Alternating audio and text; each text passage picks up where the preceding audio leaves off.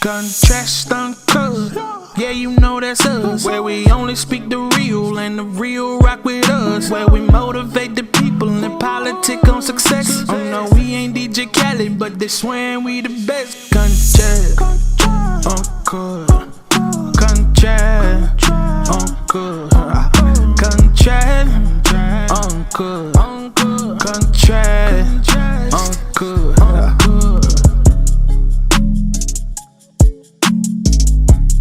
What's happening? It's Contrast Uncut. It's season 4, episode 43.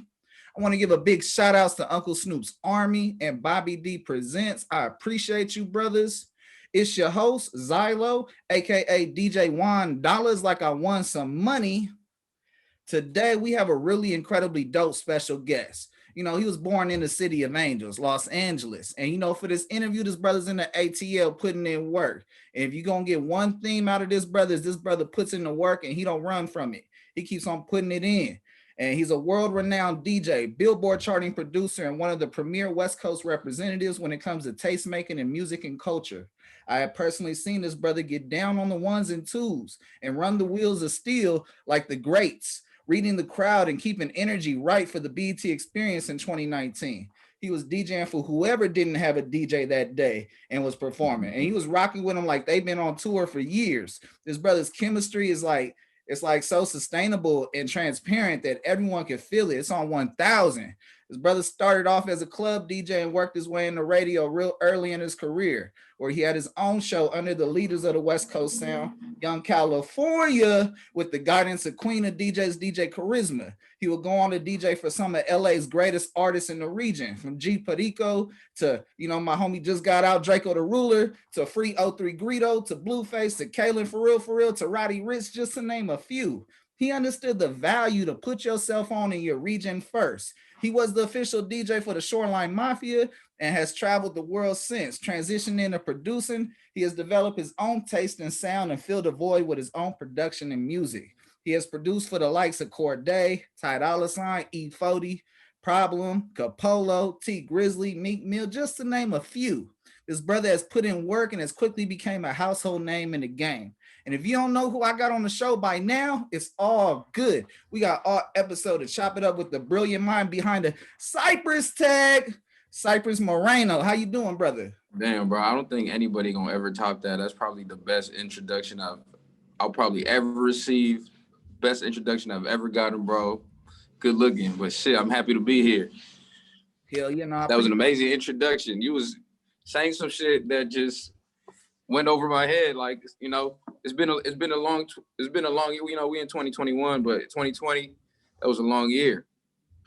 Shit, bro, I be feeling like the industry is like dog years and shit. It'd be 7 years before you get one big thing to pop off. And then it's like, okay, yeah. I'm riding now.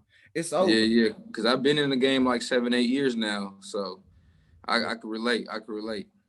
Bro, I got to tell you from the jump, time's the most finite thing we have on this earth. I got to tell you, I appreciate your time for fucking with me, fucking with the viewers and the listeners. Thank you. No, I appreciate y'all, for real. Thank you for having me. 100, bro. Speaking of time, Cypress, what's a normal 24 hours for you? Normal 24 hours, man. It really depends what time I wake up. That's real. My bad. Yeah, it really depends what time I wake up. It really depends when I get my day started. But for the most part, normal 24 hours, wake up, eat some breakfast. I got a couple different setups. I got to, you know, set up at the crib. Sometimes I hit the setup at the crib. Sometimes I might have, you know, an early session. But within those 24 hours, I'm in the studio. I try to be in the studio at least a minimum 8 to 10, 8 to 12 per day. Just, you know, hitting different sessions. I'm pulling up on whoever invites me. If not, you know, I can get it in the crib, or I can get it in at our little headquarters over at the Midi Coast. We got our own little studio, so that me and Chris be sharing. But for the most part, it's just with the homies, you know, grab something to eat, bounce around different studios that I'm familiar with in LA, studios that I'm comfortable with. And then, you know, anybody in town from out of town might cook up at a neutral site. But for the most part, I just be on some chill shit. I be with the homies, or I be with with the homies at the studio. You know, the reason why I started to ask that question now is because a lot of people don't understand what it takes to make it. They always think that something comes overnight, but the only thing that come overnight is sleep. You get sleepless dreams in reality when you work for it. I'm gonna say that one more time because I know people didn't hear me in the back. Went over their head. You said sleepless dreams. They get sleepless dreams when they work for it. Okay.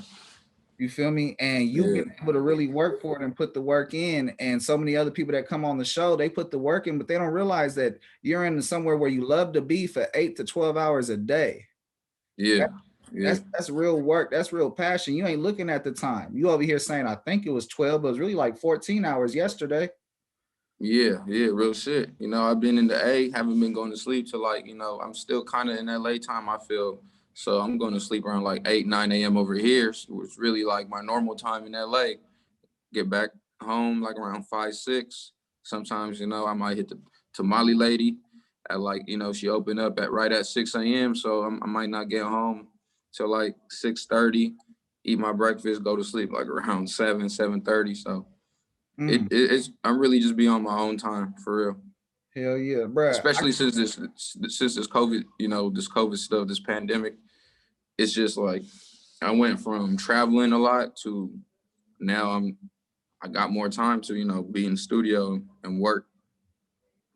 It's a blessing in disguise because everyone's program that was set up for a box to go this way, is a really expensive box because you put so much time into it. And then the box got flipped upside down. And it's like, what are you going to do outside the box? How are you going to recreate another one and have it relate to what you're already doing? And that's been a blessing. And then for some people, it's been a curse because they spent their whole life building this box. They're like, why am I going to allow it to, be upside down? And it's just like, well, shit, time don't wait on nobody. Facts. That's the type of time I'm on too. I'm, treating every day like, just never know. Come on. So you do it like that, bro. You execute more on your time and you're progressing daily. So many people want to go to the gym and snap that they in the gym, but ain't got no progress, no gains, nothing to show for it. But what they have is all these videos saying they there. And people got to get over the fact of trying to arrive or, be on the way to something and start arriving at their location. Yeah, getting there is a big part though. It's still a big part. You know what? Getting to the studio, getting to the gym, that's a big part of it. So once you're there, like you said, you really got to make the most out of that time, put in that work. Come on, bro. Being around celebrities is one part, but celebrities is normal people. They regular people. So you can't put yourself all this pressure. You just got to breathe. And I got this quote, bro. Let me know how this quote relates to you, or if it doesn't, the idea is I want you to talk about it. Okay. Yeah. Being self-made means never make an excuse as to why you can't take steps towards whatever your goal is. Nip the Great, RIP. One more time, please. I need to let it marinate. Being self-made means never taking it. Let me run that back. Being self-made means never making an excuse as to why you can't take steps towards your goal is. Yeah, I mean, it's simple. No excuses. Nah, and that's what I get out of it. Like, no excuses. Like, you got that goal in mind. Can't find, there's no excuses. You got to do what you got to do, whether you're self-made or not. But you got to do what you got to do to achieve that goal. And there's really no in between. The in between is the excuses. When I was going to school, like in high school and shit, I was homeless and going through it, right? And at that point, I made a reason to like the excuse is the reason to do it. Fuck the excuse, make the excuse the reason to do it. And it got me so far. And then I fell out of that passion thinking that, everything finna go smooth just because it's already going smooth.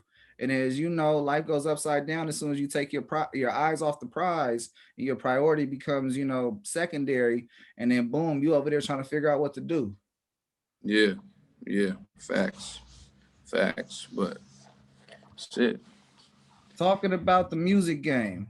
Did the game choose you or did you choose the game? Dang, that's a deep one right there. that's the deep one right there, because I be like kind of reminiscing back to when I was a kid, and like I just, you know, reflect, and I see like that this music shit, it's really, even though like, you know, I don't have any family members that are musicians or artists or any of that, like what I had was young role models. Like my parents had me young, young uncles, young aunts, and a lot of cousins too. So one thing that really brought everybody together was music. Whether it was on my mom's side, my dad's side. So like the music influence it came from, you know, countless birthday parties, the radio, you know, at every birthday party, either the stereo was playing or we had a DJ. So I grew up around like a lot of music in that sense. Like the radio is probably to this day one of my biggest influences. I remember just, you know, being a kid riding shotgun on the way to school and turning it to, you know, 105.9 because I wanted to hear Big Boy. And I'm like, you know, 7 years old, 8 years old doing this, or I'll flip it from Big Boy to Julio G on K-Day. So like when I start thinking about that, I kind of feel like it chose me, but ultimately I decided to pursue this seriously once I stopped going to college. So it's a little bit of both. That's a hard one to answer. It's sort of a tricky question. Yeah, that's a good one. Damn, I just have to say it chose me. For sure. Bro, it's good if it's a little bit of both, because the reality is you got to have some type of confirmation. You got to have an affirmation that you're on the right path, and, you know, you goes along the way. What would you consider your first entertainment affirmation that this is what you're supposed to do?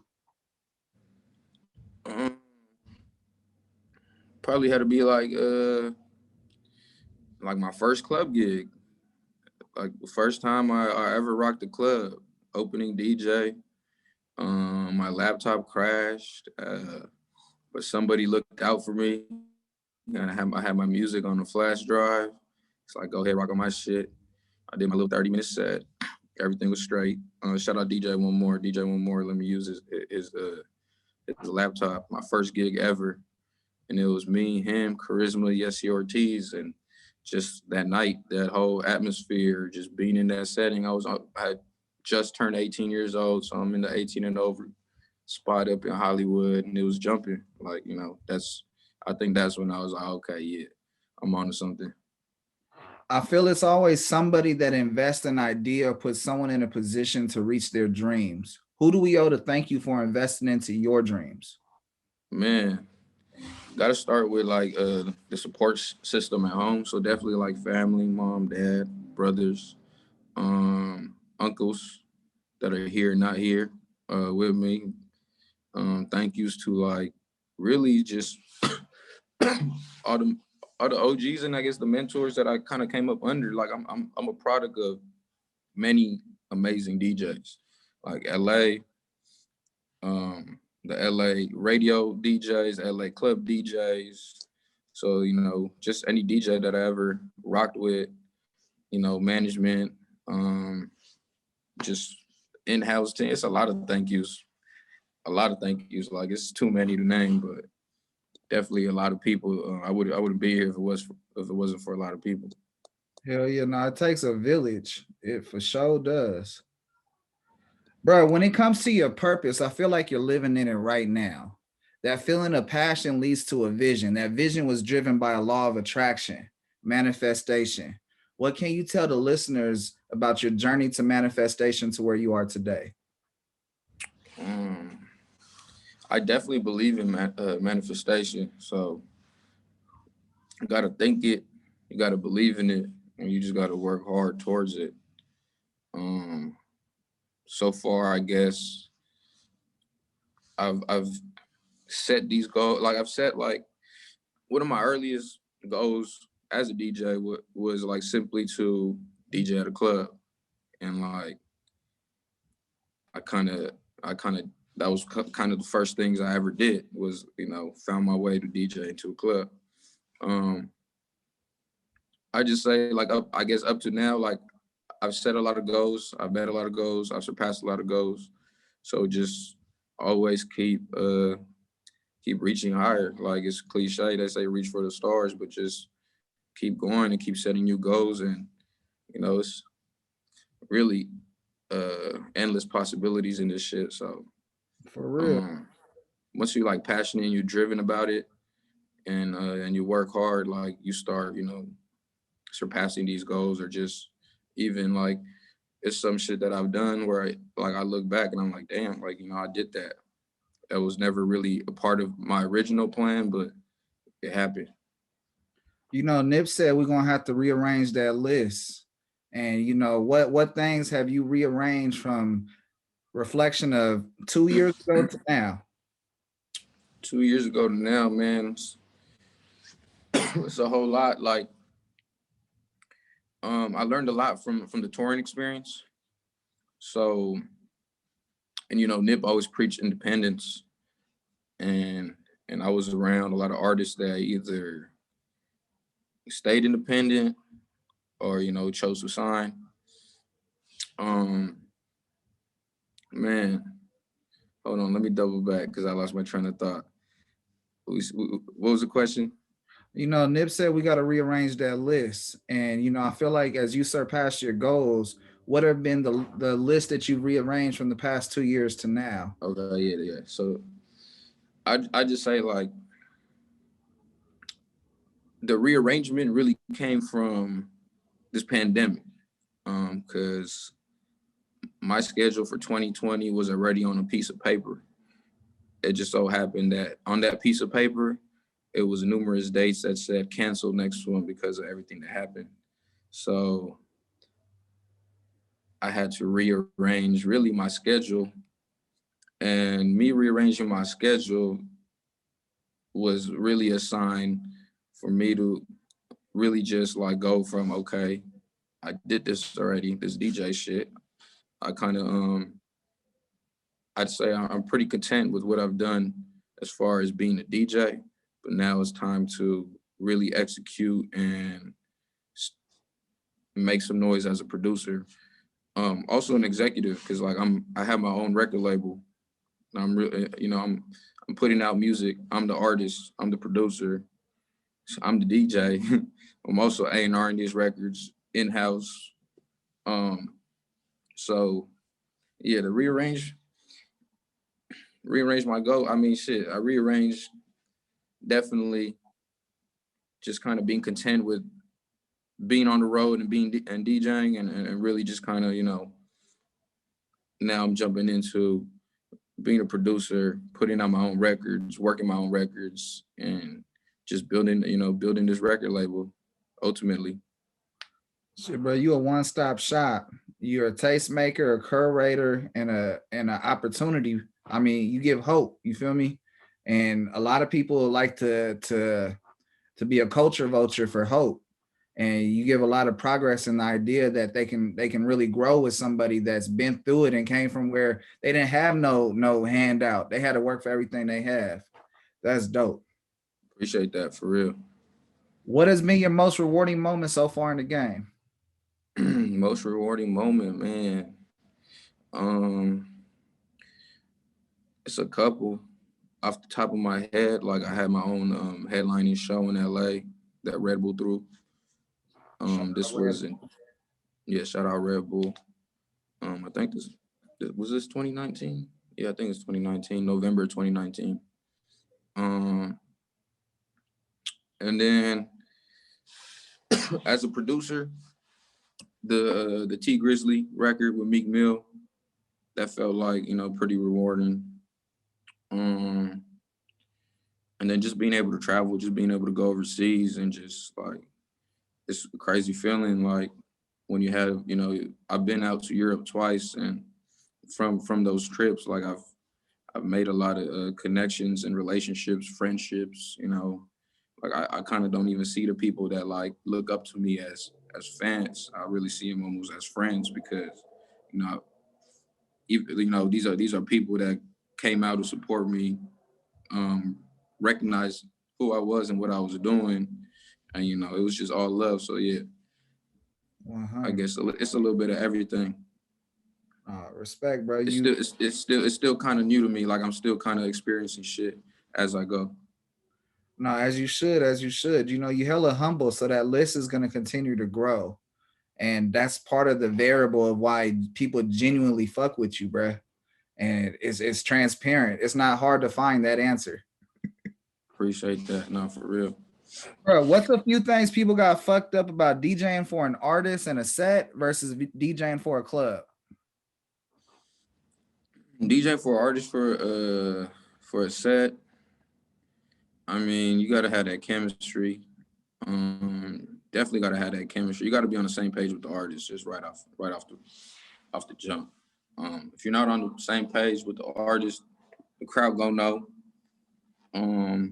Nowadays, crowds, you know, they gonna let you have it, especially with this, you know, everything getting recorded too. So you just gotta be ready. You gotta be ready at all times. Versus in the club, it's a little more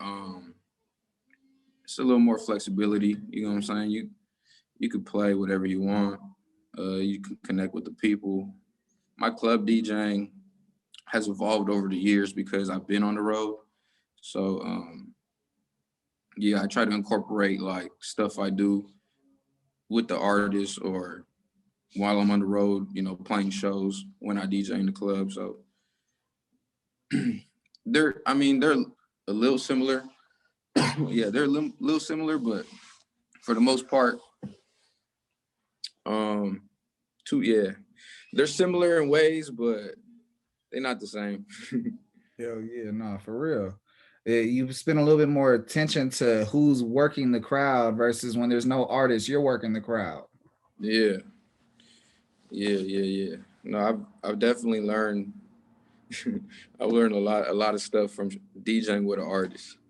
Hell yeah. Bro, do you be out there really repping the West Coast everywhere you go? I know that's a rhetorical question. I just want to hear you say the answer. Yeah, most definitely. I've been throwing up the West Coast since I was like a little kid, since I could even twist my fingers. So come on, for real. It's like, you know, it's just, I guess, embedded in me. It's part of me. Hell yeah, no, bro. There's so many people that are from the West Coast, but they quick to jump on another wave, and it's like you can't dismiss where you from, man. You never can dismiss that because you gonna get lost chasing other people's shit. Facts. Bro, my 3 favorite songs you have produced. Number 1, you already said it. Lions and Eagles is my shit by T Grizzly and Meek Mills. I fuck with that Call Me record, bro. My wife and I be that. Shout out Kaylin for real. And then I'm on that Blue Bucks plan that Can't Ball With Us. Okay, yeah. Can't Ball With Us. Yeah, shout out Jay Shep. Shout out the Blue. You know, Blue Bucks can. What's your favorite songs you produce? A couple of the songs that are like my favorite songs, they're songs that like I damn near bump like often. They're unreleased. So like off the top of my head, it's a song that I did with Kaylin. It's called No Love, featuring Mozzie. Mozzie just hopped on it. So that should be coming out soon. Kaylin for real, Mozzie, produced by Cypress. Shout out to the homies, E Bless Me, Peyote on the guitar, because as you mentioned, the Call Me record, it just hit a little different with that live guitar. It's a live guitar. It's, you know, my boy Peyote playing the guitar on that. So right now, man, top 3, that's hard. But yeah, we'll do No Love. Hold on, we'll say No Love. We'll say Swear to God. I don't know if you heard Swear to God, Shoreline Mafia. Really is Drakeo and Bino featuring Shoreline and GT.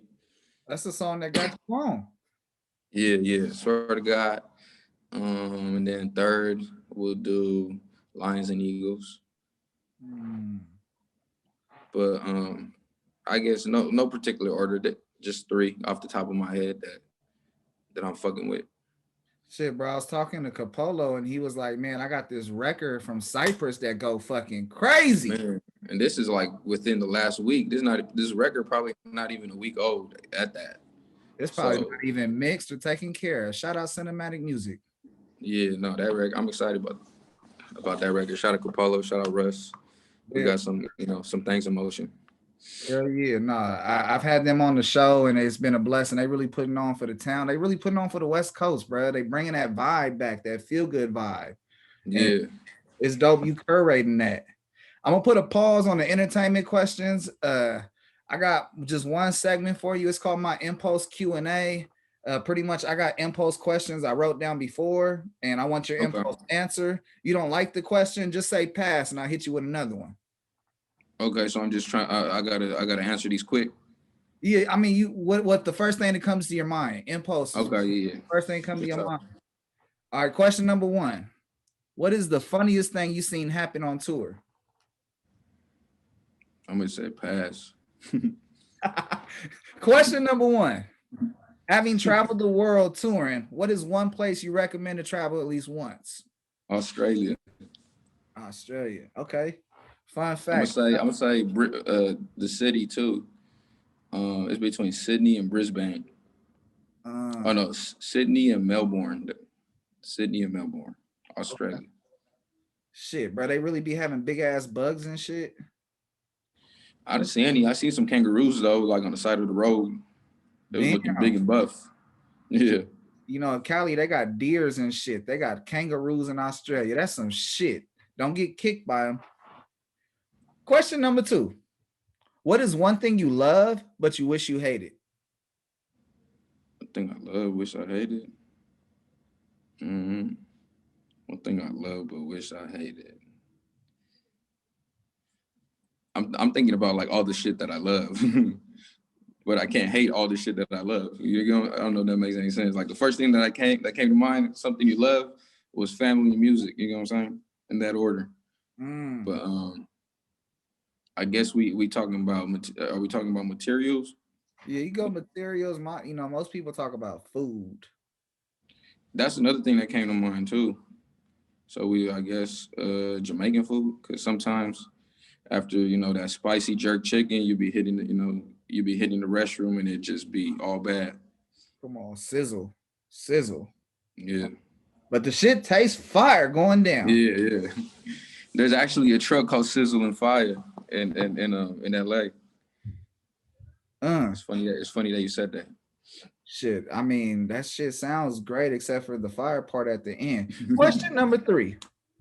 I heard you say earlier you was talking about a tamale place that opened up at 6 a.m. Give me a spot, or give everybody a spot to go to in LA and try some food.